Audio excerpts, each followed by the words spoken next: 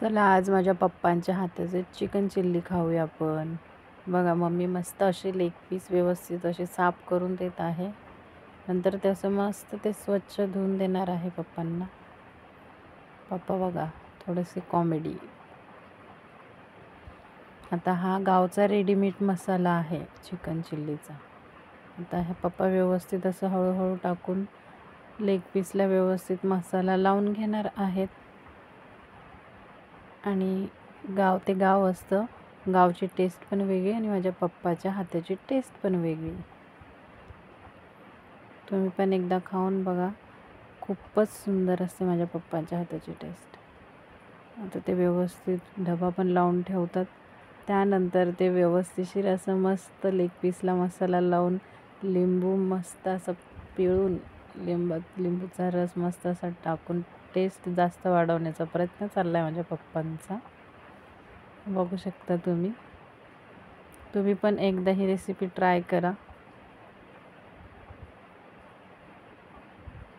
अजिबात काय वाया घालवायचं नाही. सगळं व्यवस्थिशीर असा मसाला लावून घ्यायचा आहे त्याच्यात. मस्त कढईत तेल टाकून गरम करायला ठेवलं आहे पप्पांनी.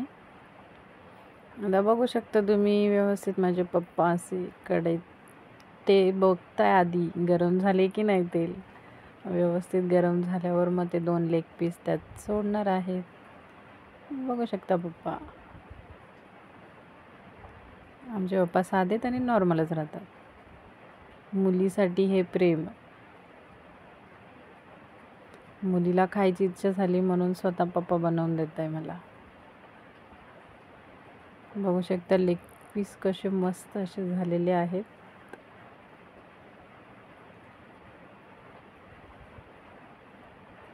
आता नंतर हे आमच्या छोट्या वहिनी या बाकीचे व्यवस्थित पीस मुलांना पण हवेत म्हणून व्यवस्थित मसाला लिंबू वगैरे लावून मिक्स करून देत आहेत. बघा वहिनींनी पण व्यवस्थित असं मिक्स करून दिलेलं आहे. सो या आमच्या वहिनी आहेत.